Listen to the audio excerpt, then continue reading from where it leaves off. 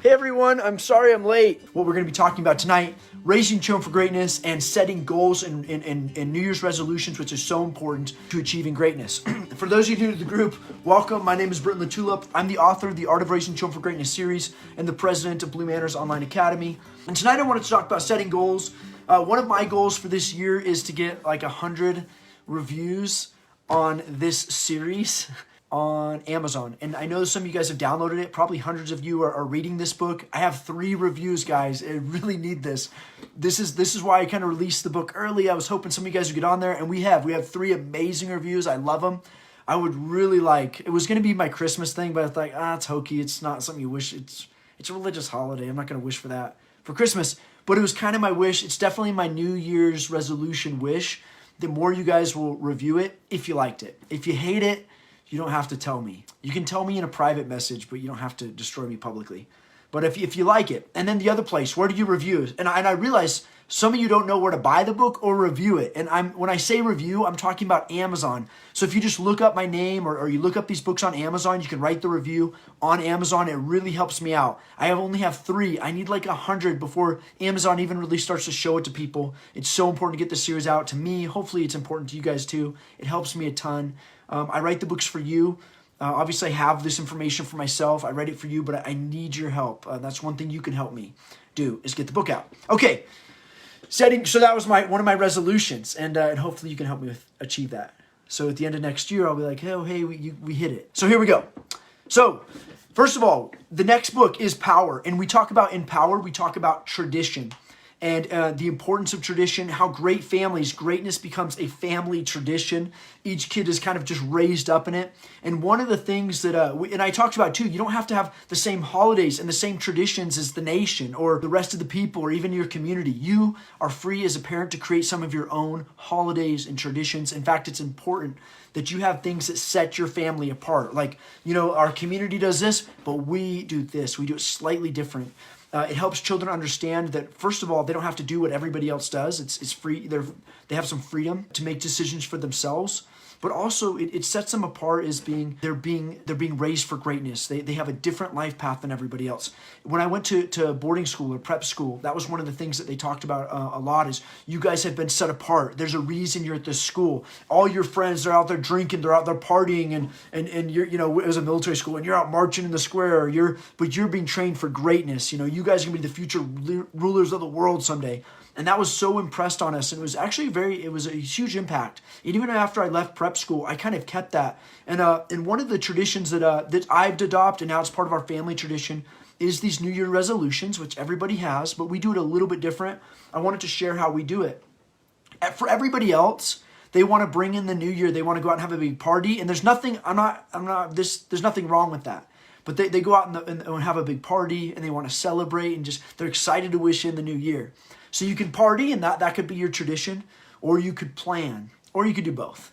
But what we've kind of done usually is we take it as a time of planning. And I used to do this even as a kid. I remember when I was wrestling, I was like super into it. I knew everybody else was out there drinking and partying and bringing in the new year. And I'd be like at the gym just to prove to myself like how dedicated I was. I'd be lifting weights, and I was like so driven, so focused that I would take that time as a tradition for myself to hold myself accountable and say, I'm going to bring in the new year strong. I'm going to write my resolutions tonight and start working on them tonight. I'm like so eager to take on this new year versus waking up hungover or drunk or tired because you stayed up all night. Like, what a way to bring in the new year. Exhausted. I want to get good sleep.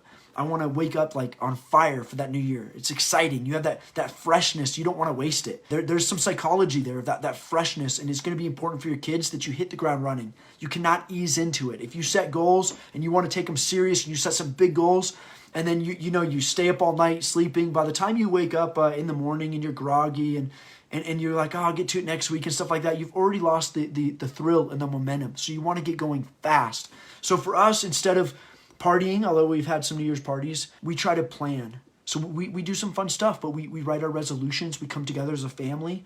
And usually we talk about getting to bed early. Maybe we bring in the new year, but like we're going to get up early. We're going to start working on our goals tomorrow, right away, or even tonight. So that's one of the things you can think about, okay? Is your tradition going to be a party or a time of planning? Or it could be both. You know, you could have some fun and party, bring in the new year. But if you're going to do it that way, then I say wake up early the next morning. Make that your tradition. We're going to have fun saying goodbye to the old year on the 31st. And then we're going to get up early in the morning, and we're going to work on our goals, and we're going to start working early in the morning. That could be a breakfast resolution, tradition. So part of your plan, one thing. The next thing I want to talk about is resolutions versus goals. I don't know that there's a huge distinction in definitions, but I want to make them for what we're talking about. What is a resolution and what is a goal? I would say that one is about process and one is about achievement, and it's important that you have both. One of your goals should just be a process goal, saying, I'm going to commit to go to the gym. And don't say 5 days a week. Don't be ambitious here. If you want to go more later, that's fine, but say maybe twice a week on this day and this day. And that's a resolution. And you say, I'm going to go there for at least 30 minutes. And that is the resolution. That is this thing you are resolved to keeping. You don't want to say, I'm going to go there and do like 500 push-ups and I'm going to do, I want to bench 500 pounds by the end of the year. You don't necessarily have control over that stuff. You might get injured. 500 pounds just may be nothing you're ever going to bench press. You could say, I want to go to work and I want to increase my sales by 50%. That's awesome. That's not a process goal. You might not have control over that. If the economy crashes, that's the end of it. I used to be in sales, and we had some really good years, and we had this high achiever, and he was a top sales guy in our department, and he did better and better every year. Totally awesome guy. Then the housing market crashed, and we were affected by that. You know, we sold appliances, so we were just in electronics. So when people bought new houses, they come in and get all their appliances. And then he had a year where a significant cut, 30 to 40% cut. It was nothing that he did wrong, but he didn't meet his goals because his goals weren't process driven, and that was out of his control with the economy. So those are the two goals. The resolution is something that you can achieve. It's something that is within your realm of achievement. It's not something that you hope to achieve or like a lofty goal. It's something that I'm going to wake up at this time. You have total control over that. It's not hard. You just have to resolve to do it. So that's the process goal or the resolution within your control. The second type of goal is the lofty one. That's like, I'm going to bench 500 pounds. Like, that is my goal. That's the dream. If you don't hit that one, that's okay. The resolutions are what you have to hit, but you have to have some lofty, exciting goals that you want to hit. And that's where you can say, I want to double my sales this year. And you want it to be realistic. Don't go crazy. But that's the achievement goal. So you have two types of goals. You have the process goal. And that when we talk about Blue Manor Academy, people are like, well, what should my kid do every day? What's a daily lesson? Where's this plan? I'm like, dude, do a resolution, a process goal where you teach for 30 minutes or 15 minutes when they're starting out. Just do the process. Don't worry about how much you should achieve every day. It's important to have both of those. And then maybe you can set some goals for your own kids saying, okay, we're going to do this many chapters, or I want to get done with this many sections by the end of the year. Or I want to get to 3rd or 4th grade by the end of this year and try to just wipe it out. But have both of those, process goals and achievement goals. Hope that makes sense. And then there should be one on there. I recommend, these are just recommendations, guys. I recommend you commit to one. So one thing that's just paramount, and this is not in the achievement. This is in, or you could do both, achievement, but this is in the process, like saying, like, look, I have like 15 goals here. That's probably too many. But the one thing I'm going to do, the one thing I'm not going to compromise, I'm not going to eat candy this year.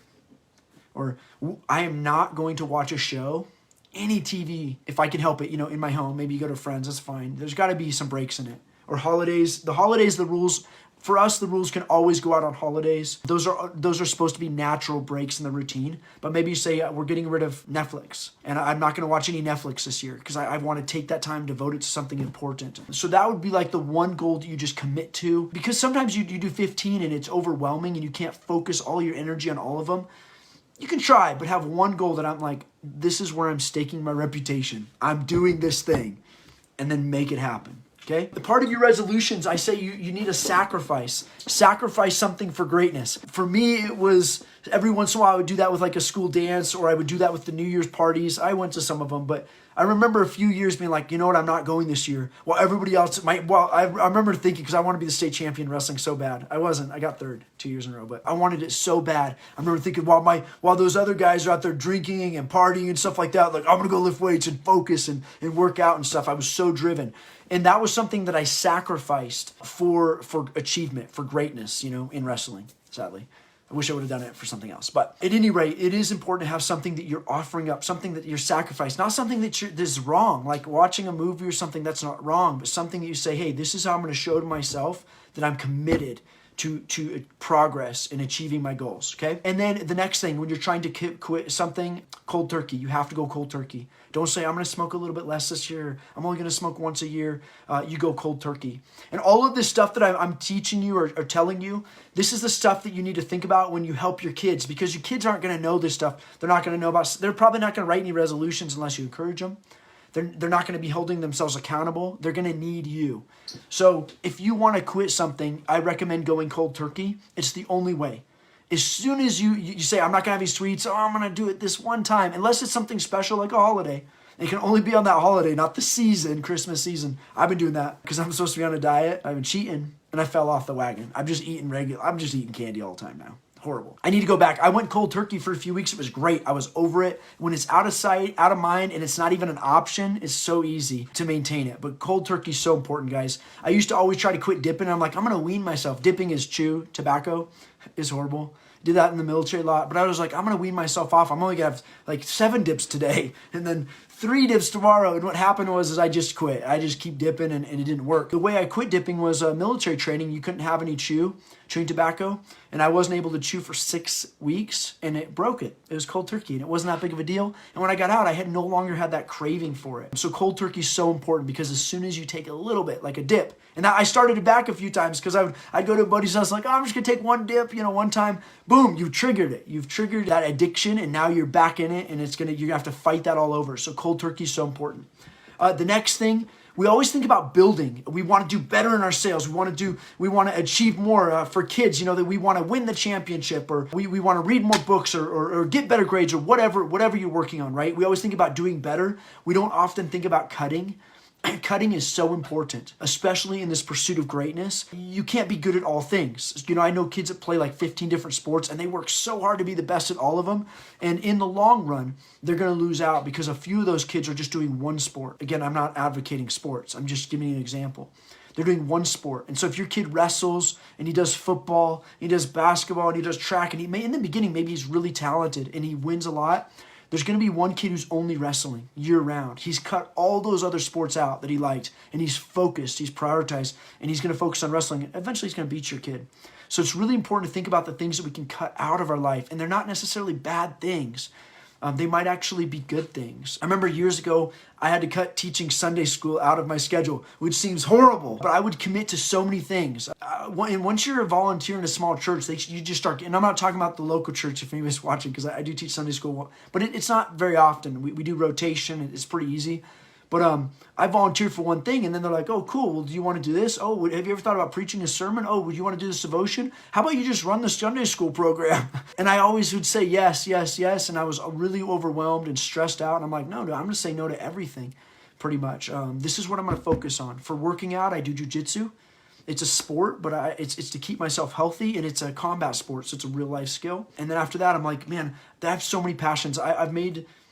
we made most of our money to even do this and stuff through real estate investing when I was younger and the economy crashed. So that was like a focus that I want to become better at that. And then I had military career. For a while, I thought about being a professional fighter. I wanted to be an author, which I am.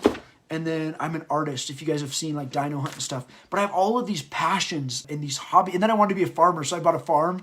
It's in my family, family on my mom's side, there's farming. And I thought, man, I should buy some more cattle.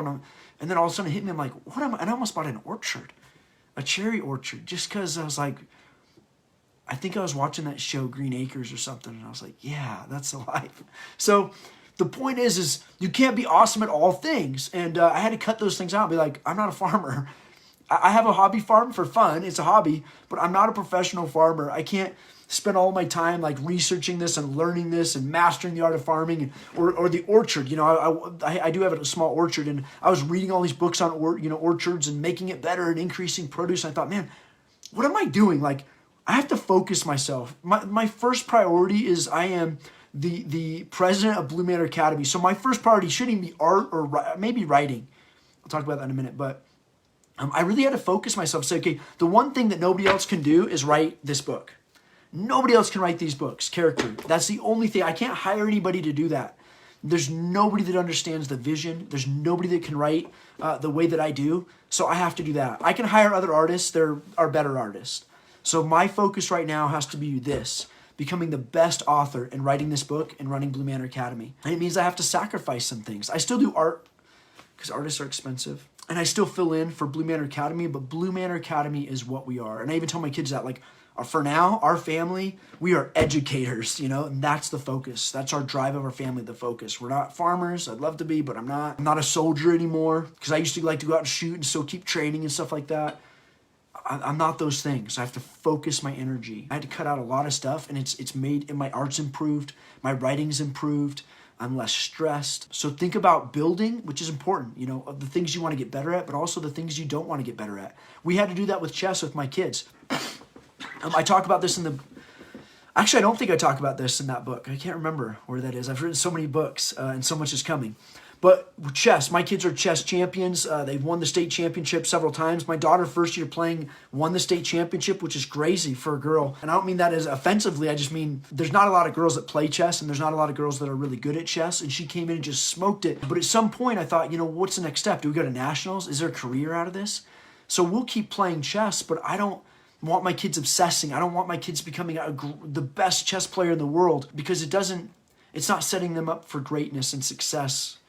So we think, okay, what are we? We're educators. Let's get them coding. Let's get them writing. Let's get them, some of them love illustrations. All of that fits our family business, our family focus. And so we had to cut back on chess. Not because chess is a bad thing. We love chess. I still think kids should play chess often. It's good for the brain. It helps you think strategically and move many different pieces. It's not a linear game. Every piece, I'm a big fan of chess.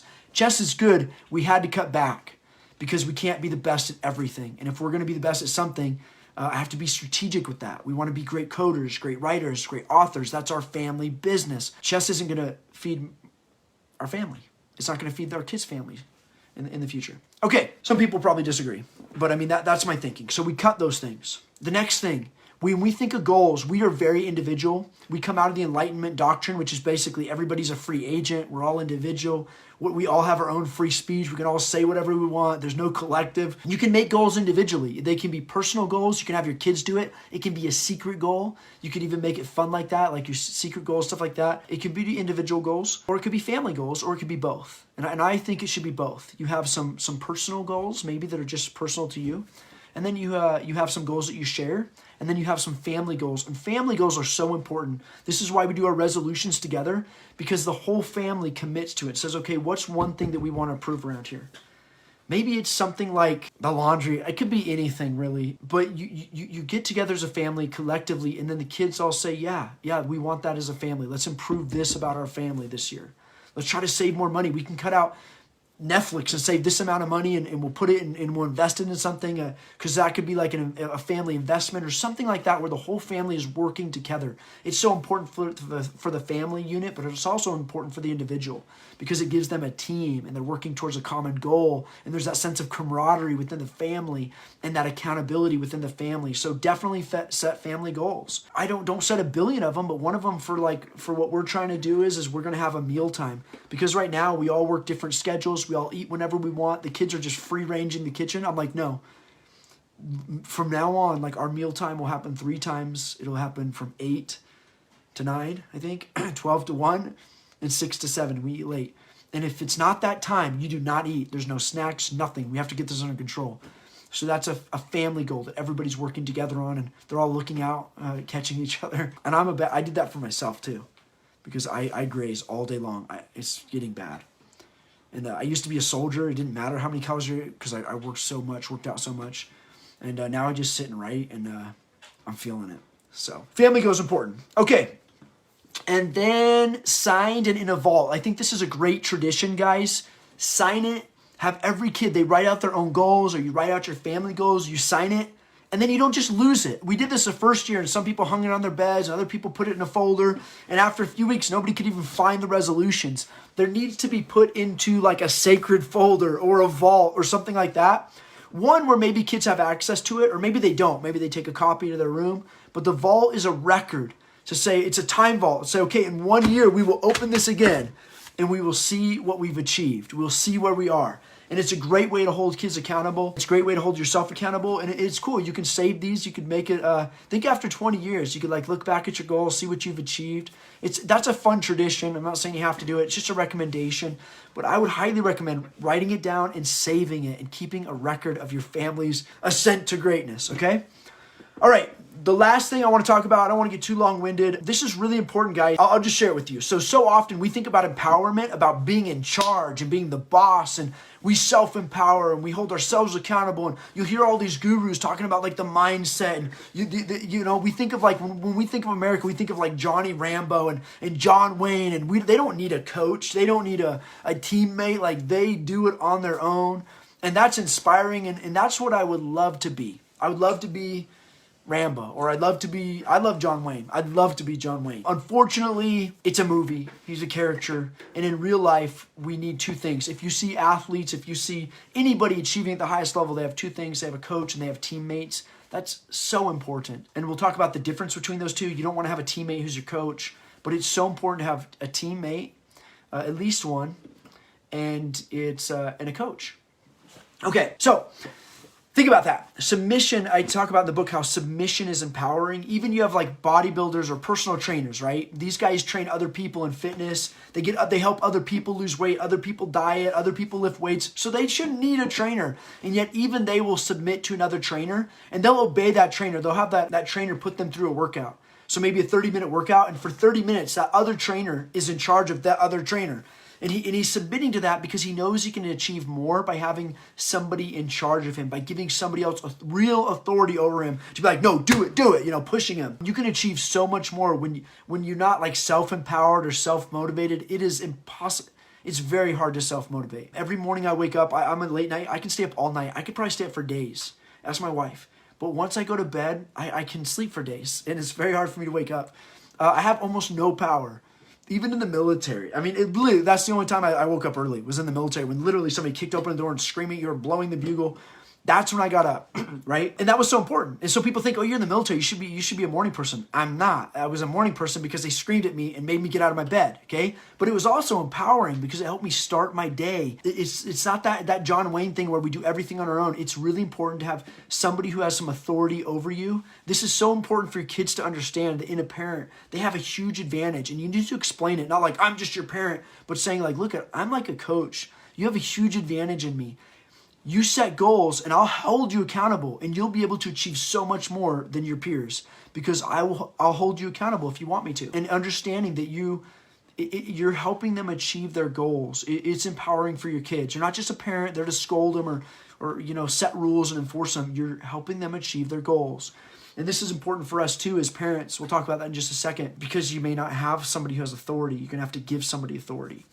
Okay, but that's important, okay? And then a teammate. The difference between a coach and a teammate and why you don't want to mix them is because a coach, you'll see a coach like a football coach, and he's just like morbidly obese, maybe, okay? But and he's like screaming, run faster, like push harder, and he's like screaming at the players. You're like, dude, this dude could never run as fast or as hard as he. Like, who's he to tell me, right? That's the point. If he was running next to you, he'd be sucking wind. He wouldn't have enough energy to coach you and push you. That's why he has to sit in the stands and he pushes you to your max, and he's doing it as a favor to you. So it can't be a teammate as your coach, because that teammate will have their head down just trying to achieve themselves. So you need somebody who's set apart, who's not part of the struggle. Like when I was training for Special Forces, the Green Berets, I had a buddy. He was a teammate. He was my equal. He wasn't in charge of me. We kind of held each other accountable and stuff. And that was really cool too, because we were going through this together. So I didn't have to go to the gym alone. Or, you know, it's so weird we ruck marches. You wear like 70 pounds and you go for a walk. And I was doing that around Boise. I just walk on the side of the road and people are like, what is this weirdo doing? So it was kind of fun to have another dude with a ruck and we'd go together. Teammates can be bad. If they're a bad teammate, they can bring you down and you have to cut them. Like maybe they don't want to work out after a week and it's like very demoralizing. So you got to pick your teammate right. But have a teammate. It's like a buddy that you're going through this journey with.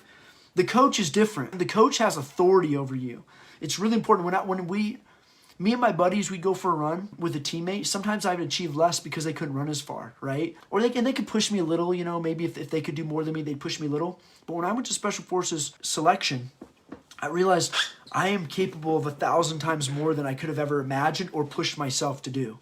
I didn't realize how weak I am actually mentally. And remember, I'm at Special Forces training and I got selected, meaning they thought I was tough enough to keep going in the training. So I was a high achiever, and I had no idea how little I could push myself. And here's why.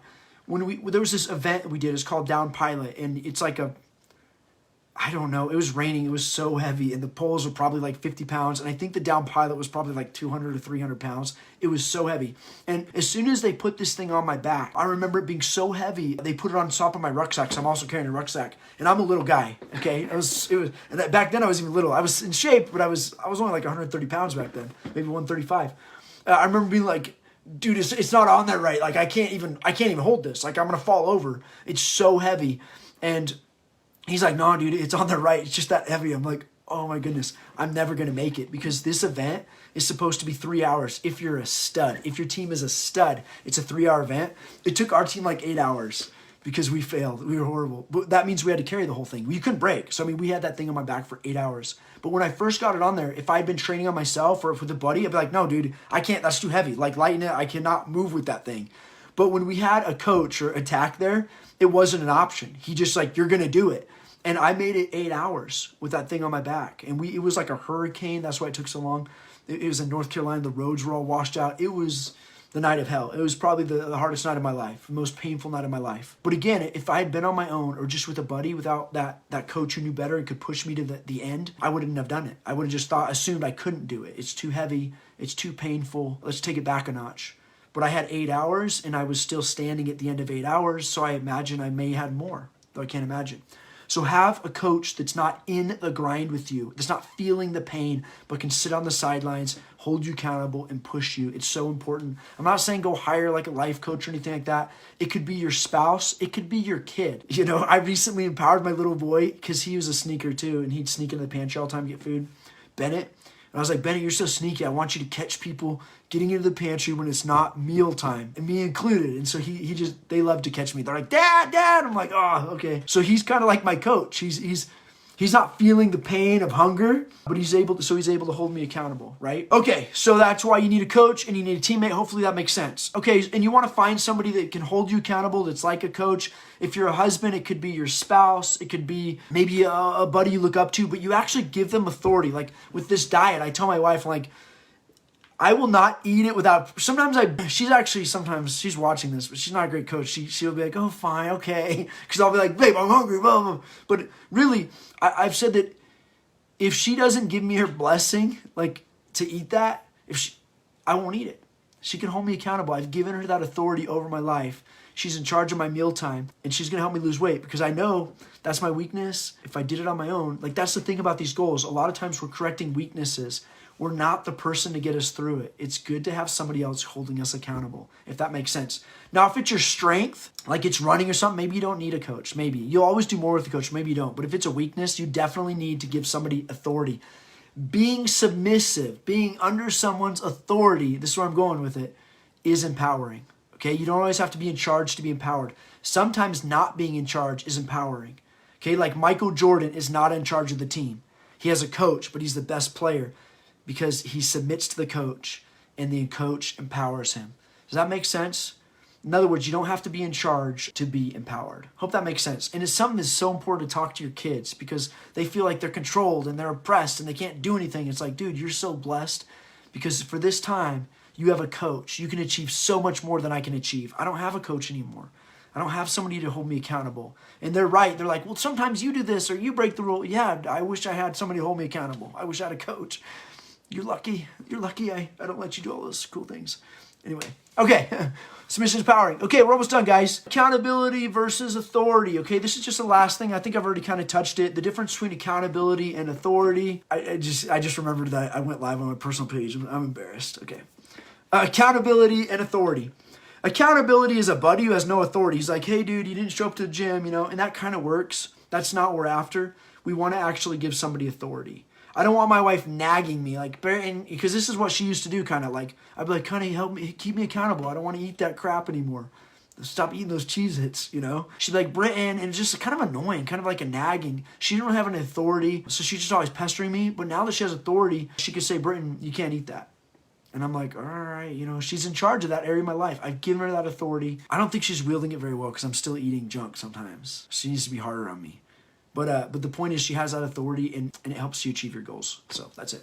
Okay, and you can even give this to your kids. Like I said, they feel empowered if like, hey, mommy wants to wake up at this time. If you guys get up and mommy's not up, like come wake me up, like trumpets in my room, whatever. It empowers kids and they enjoy it. They love to have a little authority over parents. You got to be careful. They can't be disrespectful. You're always the adult, but you can give that in a fun way to help you achieve your goals and vice versa. Because if you allow them some authority to help you and they realize, hey, mom's working at stuff too, she's trying to get better too, then they're more likely to respect your authority, saying, hey, it's a team effort. She's not really just bugging me. She's trying to help me be better like I help her, and kind of collaborate, if that makes sense. All right, guys. That's long-winded. Thank you so much for showing up. Hopefully that helps.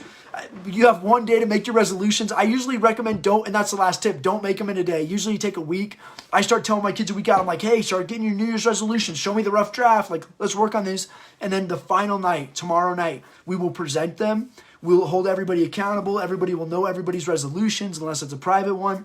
And then we'll put it in the vault for a year. And then we'll hopefully wake up early. But at least when we wake up, we'll have that sense of urgency, like, let's get started. Let's get started. I don't want to wake up hungover. I don't want to wake up, like, exhausted because I stayed up all night. Like, we are on a mission. We have great things to achieve in this life. Let's get going. That's our family's values. So, anyway, hopefully that makes sense. Thank you guys so much. If you haven't reviewed the book, remember that's my resolution. I need reviews. I have 3, guys. That's not good.